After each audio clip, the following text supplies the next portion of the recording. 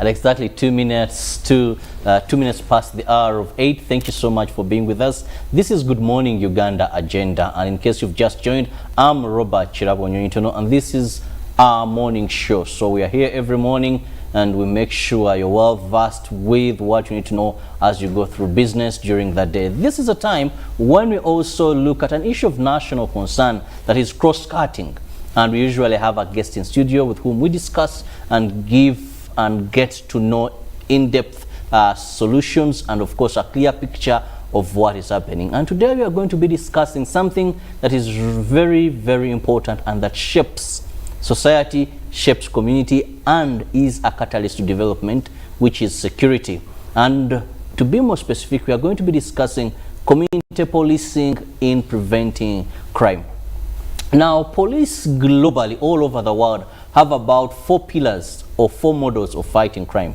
And one of them is community policing, which is more of a proactive method of fighting or preventing crime.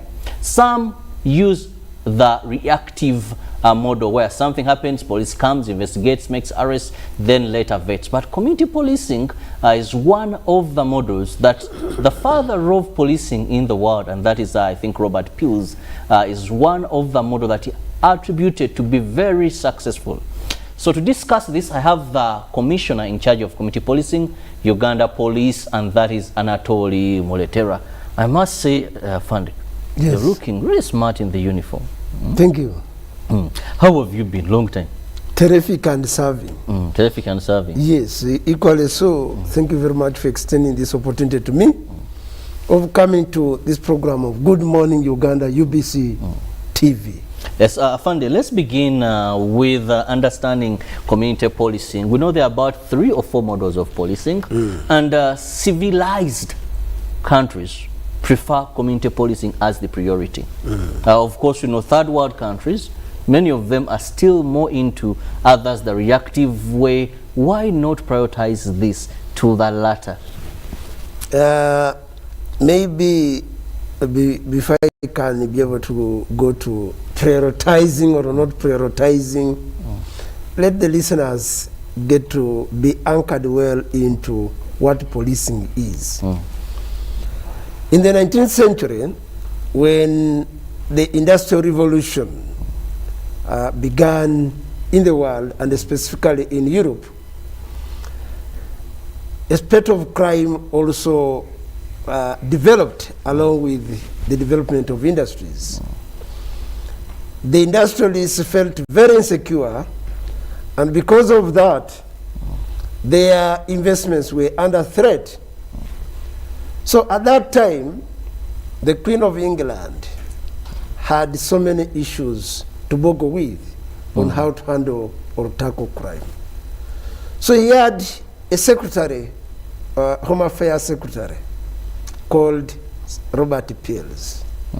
So Robert Pills was tasked with a duty of coming out with ways and means of ensuring that the investment of these industrialists are not extincted by thugs, especially the youth, who would vandalize, who would steal, who would loot, who would even threaten, who would even attack the industrialists.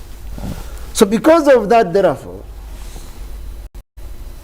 Sir Robert Pills, to be specifically around 1820, mobilized a number of youth.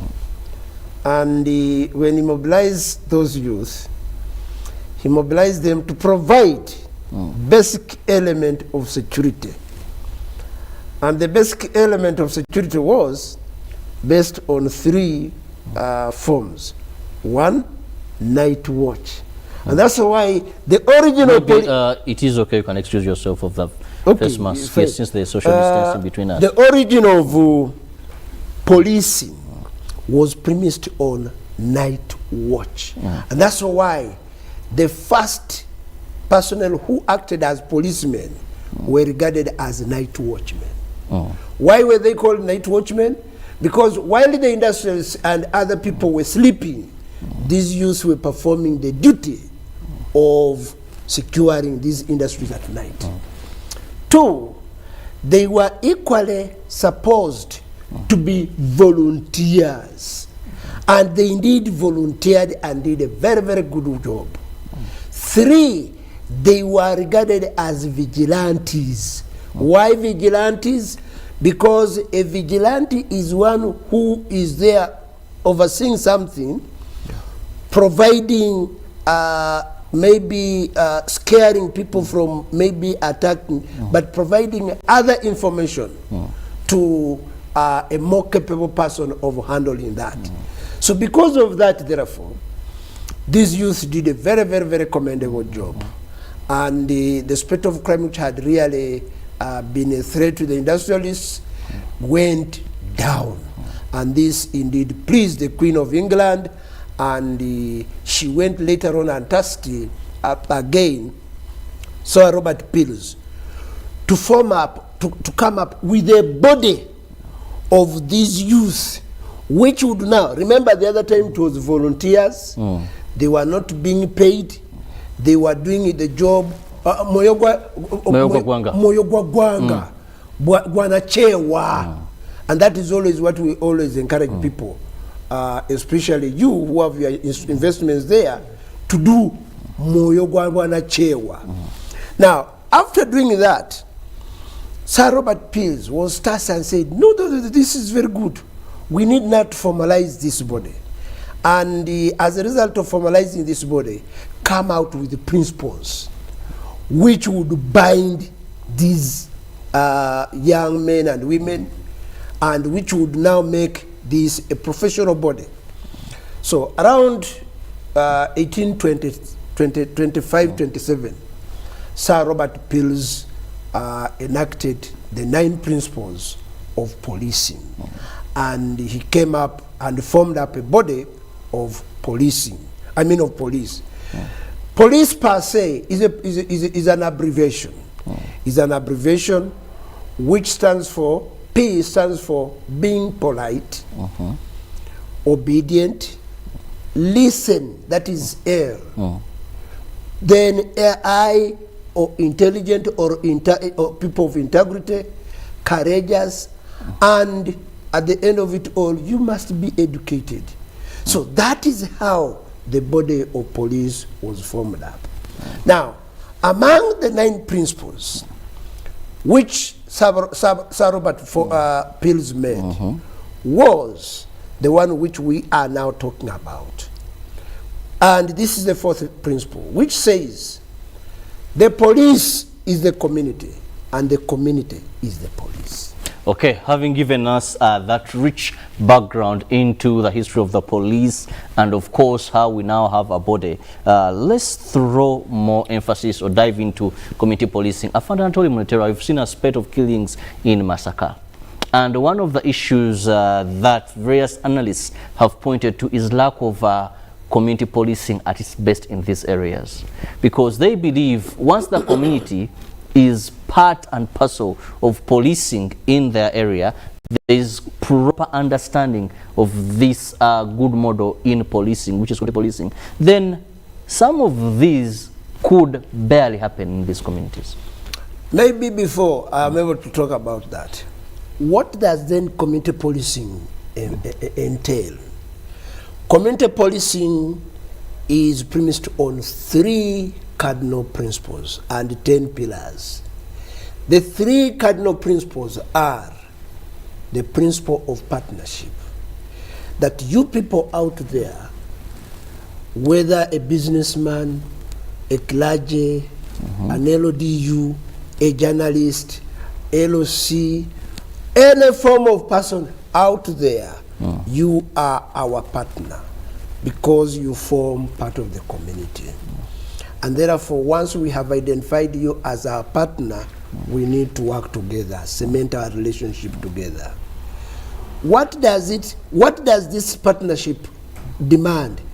It demands that when we establish a good working relationship, we are able to identify, this is the second principle, we are able to identify the problems that affect you and us in working together. That is the principle of problem identification and problem solving. That as partners, we identify those problems, sit together, and solve them. Then, once we attain the two principles, what will be the ultimate of that? The ultimate is the third principle of crime prevention. That once we have formed up the partnership, we have identified the problems that affect you, the overall objective will be to prevent crime and therefore increase or promote safety and reduce the fear and also overcome social decay. Now, Bwana Robert and all our esteemed viewers out there, you'll all agree that the way the police was formed up in Uganda was not based on those three principles. It was not until the NRM government came to power around 1986 that we see a semblance of the security organs, including the police, coming out to begin associating with you, dismantling the traditional police. The traditional police. That is the police of being in the barracks, being in a kadenge, being in the office, and we begin coming to the community. Like being now here, all of this is a brainchild of the NRM government. He said, no, you security organs, you come from the community, go and work with the community. Now, to be specific on what you have asked, what is happening in the massacre? First of all, the spate of what I can refer to as momental security challenge in the massacre has a history. Okay. It has not started today, because for some of you who may just not be acquainted with the history, and the good thing is that I've participated in all of this. I don't know why after every election, the aftermath of elections, there are spate of kind of these momental security challenges. This started way back around when I just as I had immediately I had joined police, because I joined police 2007, but by 2011, immediately after elections, there was spate of murders in massacre, specifically in Chebe. Chebe is, I think, in the current district of Chotera. But in Kakuto, murders were there. Then when you go to Ramagwa, murders were there. Then when you go to Kalisizo, murders were there. And the good thing is I was at the forefront of that. Now, come to 2017, 2018, immediately after again the elections, you had what you saw what was happening in Kalungu, in Zimbabwe, in Bukomansimbi. Then come this year again after elections. We need as security experts, we need to interrogate. But partly when I was there, because I'm going back,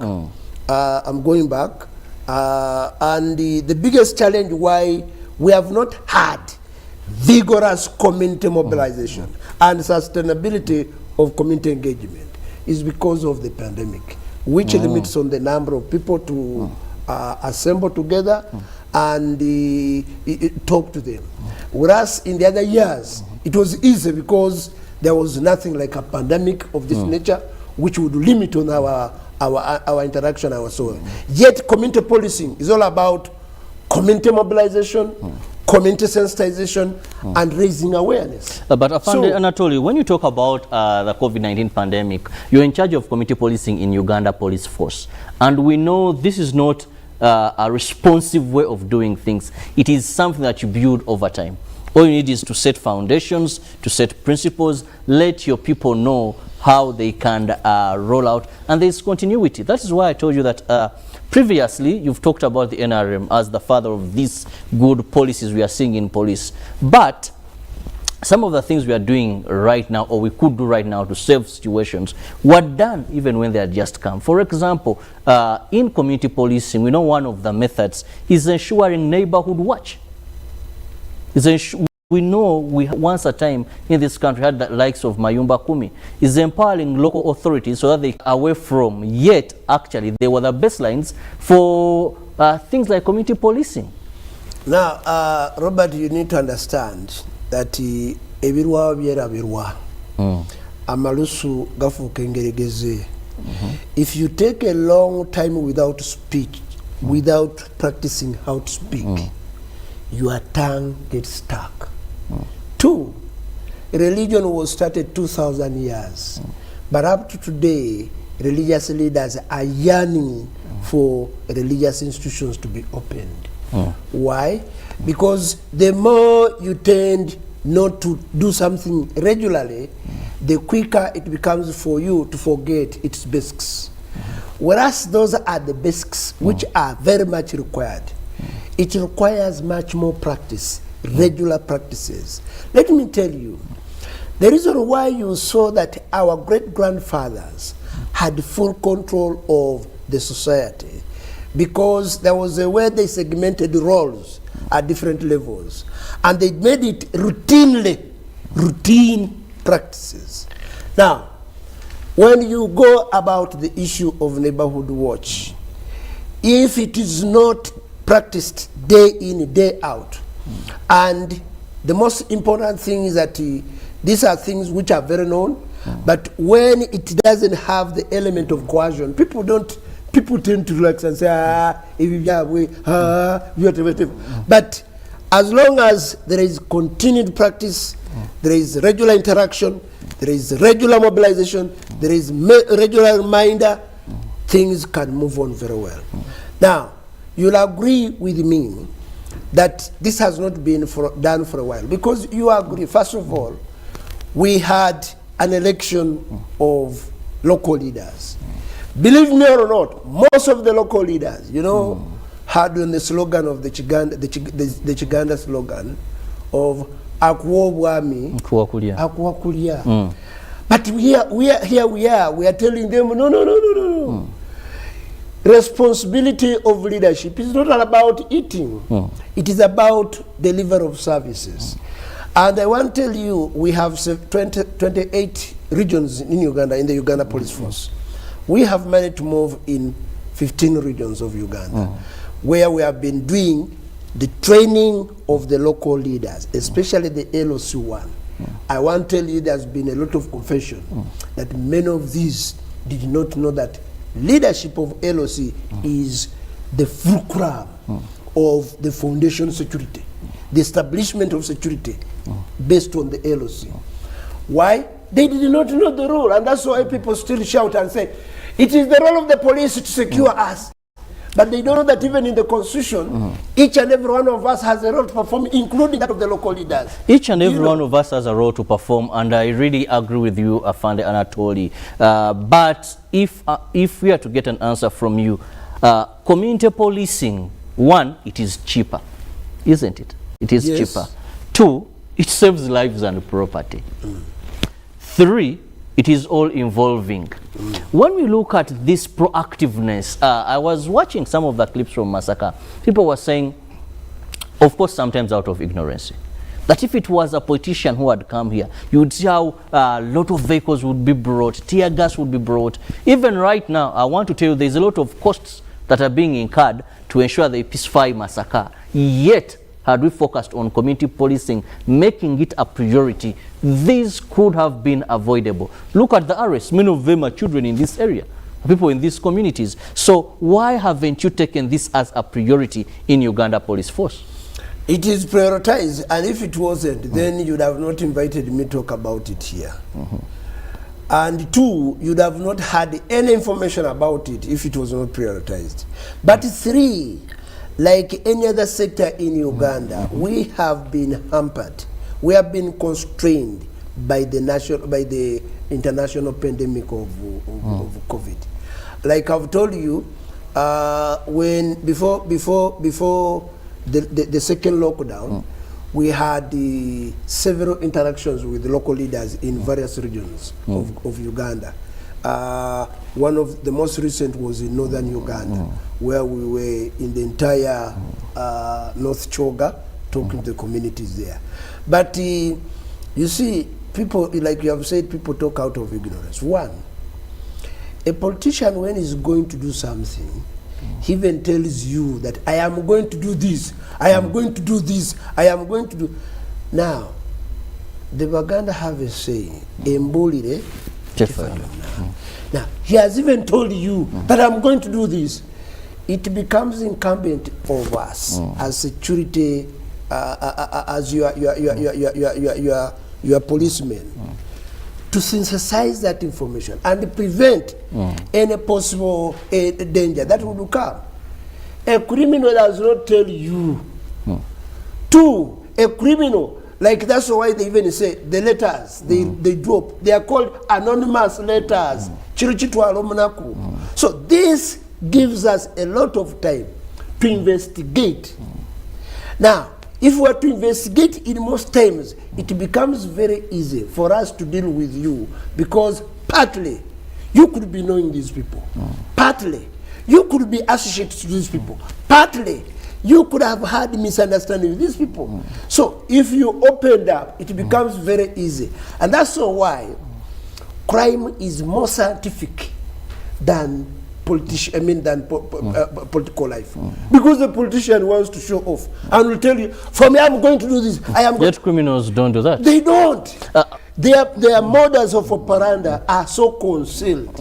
It takes a lot to disentangle them, unlike that of a politician. So please, sometimes, however much you may be angered, you need to compare the two and realize that the two cannot be tackled in the same way.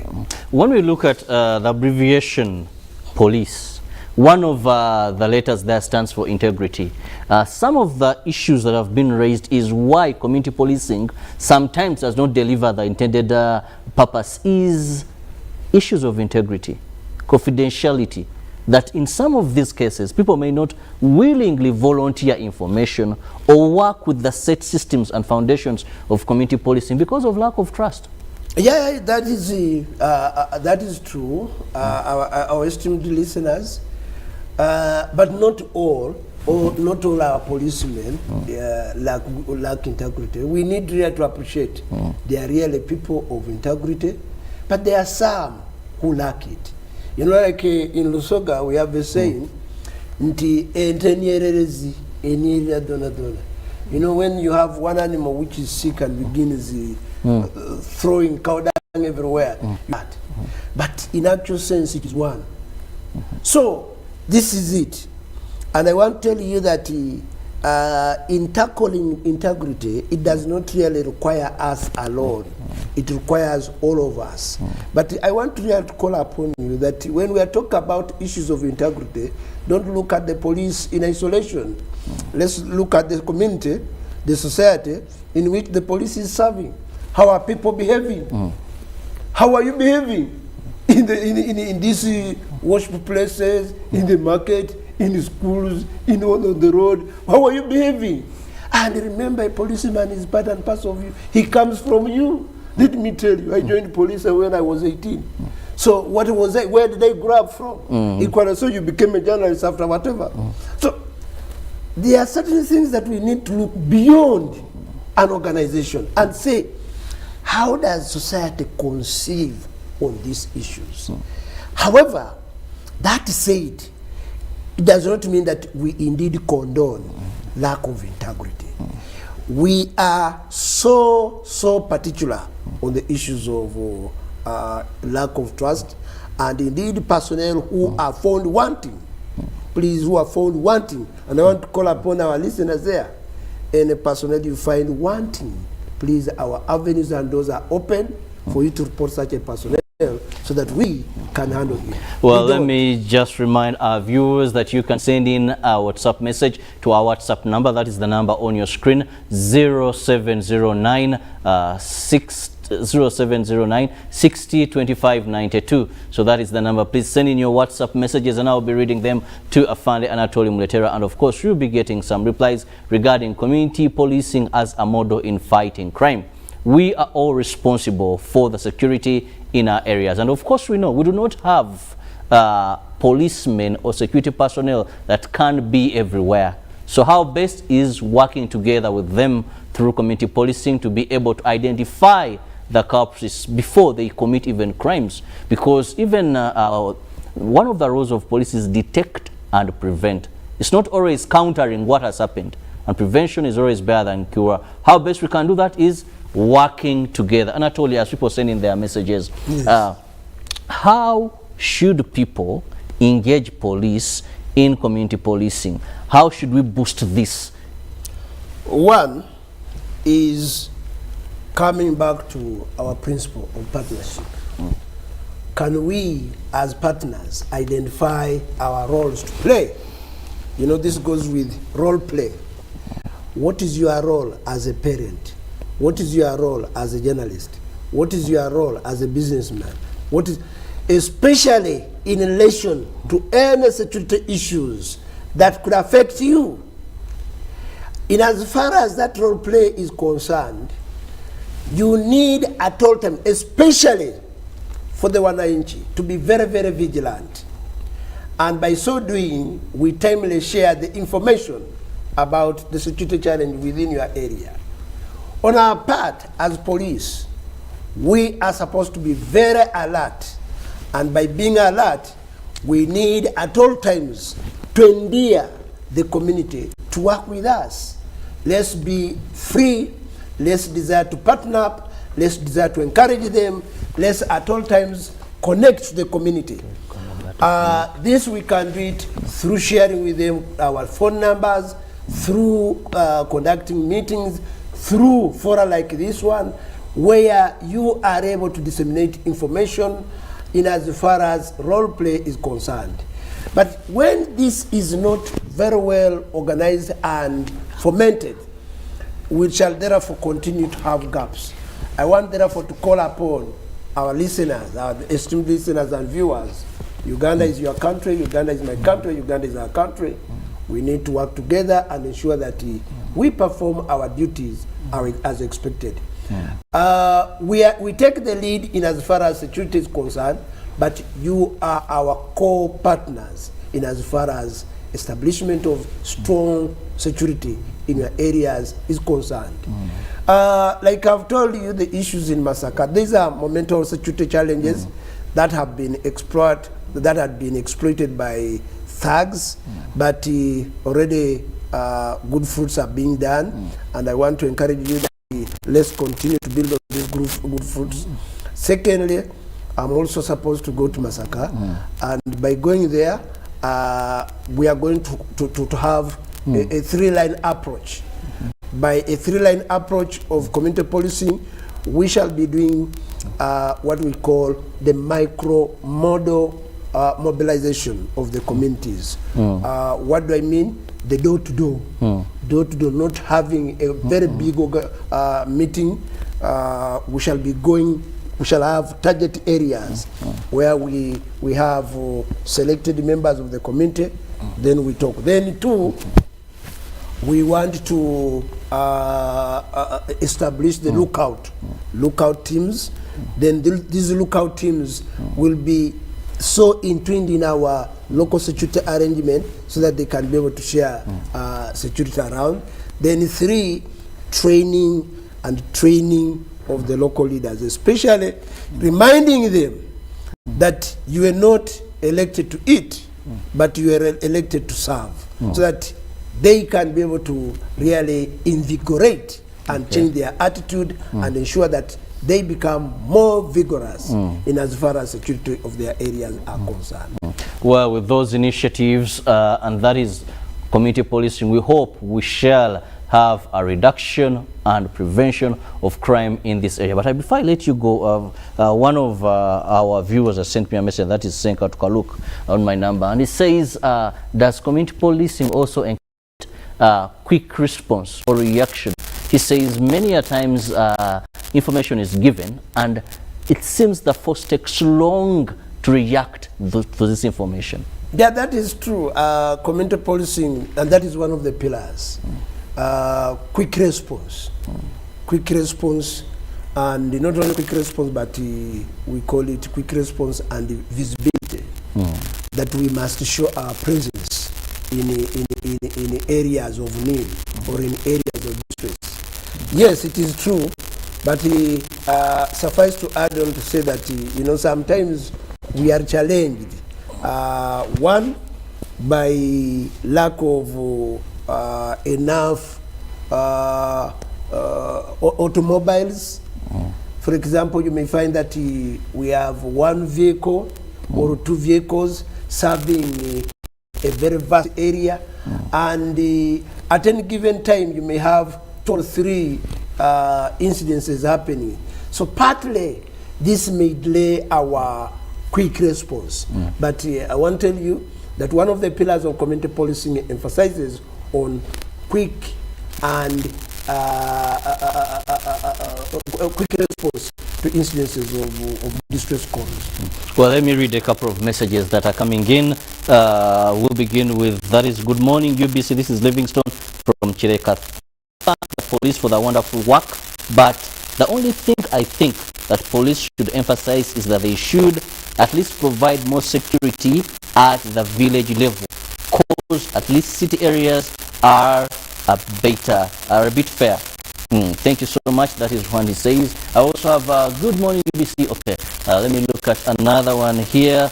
Or someone sent a video. Well, I can't play that, but it says, is this community policing? I think it's a question there. Then also we have Uganda Police Force is a good institution, but dealing with hostile people, Ugandans are not easy to deal with. Paul Kasingo. Okay, that is what he's saying. Still looking at some of the messages. I say, thank you for the program. I'm Emmanuel from Arua. To the police, it is totally no different from the criminals. They have never kept the image of the institution, especially the young men recruited. I doubt the level of training, so they definitely have joined the criminals. All have hand into this.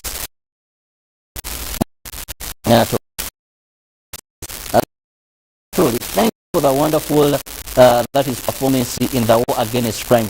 I wish the UPDF invested in more of your quality. That is Mwesigwa. Good. And let me just have one final one. And says, I thank Afande for educating us. It has been challenging how fast politicians are handled than criminals are handled, but he brought it out clearly. That is Gerard in Tororo. And finally, okay, I thought, no, that was read out. That clip, no, but I think it's asking community policing. So let's end with those. Thank you so much for keeping the messages coming in. There is doubt. Some is saying he doubts the training, then also the bad apples or potato. Yeah. First of all, don't overshadow the sent in the message. Who was really giving us the of the police building security at a personal and community level. That's very fundamental. And indeed, I forget his name. That one should be a student of community policy. Seems to be really knowing what we do in community policy. I really want to appreciate your concern, and I want to tell you that we have three or four circles of security. One is personal, community, then at national level.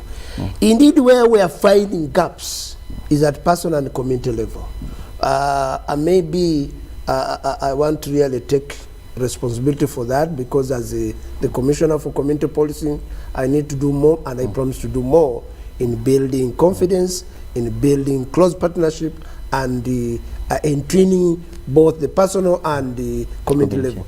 But having said that, fellow Ugandans, I want to call upon you to change your mindset when we are talking about issues of security. In countries which have done miracles, for example, let me tell you. Finally, time is not so much on our side. A country like China. China, they are community, they have the equivalent of our former crime preventers. They are called mass line. They have over 100 million mass line. About problems with us. When somebody claims to be working with the police, he even wants to show off that is, Wajamin, my dear fellow Ugandans, listen to that. Your the final other issue remarks. Before final remarks, I know Robin is looking at me, but he must also be enjoying this program. Now, what I'm saying in this regard, my brother from Arua, it is true when you begin criticizing police, but you are part of the police. Because if these young men you are looking at are a danger, then you can look at who selects them, who recommends them, where do they come from? The community leaders. Who do they, remember, by the way, some of them, by the way, that brother of mine may even be an LOC, he could have recommended some of them with very, very good words. This boy has been very, very good, very educated, yet he's a thug. Believing police will change them. I remember now just say, he's a problem, let's send him to that. And let's send him to police, yes, to be transformed. Please, our dear listeners, police does not produce. Police does not nurture. Police trains. And due to our training, we may not change attitude to the latter, but we may try to change what is changeable. What do I mean, therefore? That nurturing, that is a way you groom up a boy or a girl into being a person with a positive mind and how he or she looks at the community. But if you are able to fail your obligation as a parent, and at the end of the day, you believe that the police will do for you, those are some of the effects that you'll always continue sharing. You will blame the police, but the police will also be blaming you for having recommended them. All of that having said, I would like to thank all of you for being very attentive and ardent listeners and viewers on this program. I would like to invite all of you to be part and parcel of the community policing program and model, so that we can be able to shape the security of this country by playing our core roles in as far as our constitution is concerned. May the good Lord bless you and keep you safe for God and my country. Bless you too, Afanda Anatoli Muletera, Community Liaison Officer, Uganda Police. Well, you're the first line of security, then what next is the community. When we work together, we can defeat, we can fight, we can eliminate crime in our communities.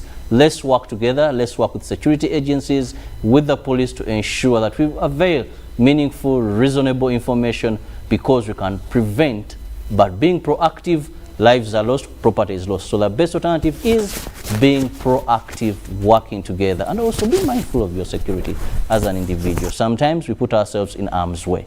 I'll leave you with Ruben Mpima Kasera Chibirango, dressed in some attire of late his Thursdays. He has a special way of dressing. So that old man will be here to take you through the world of sports, and I'll be leaving you at that.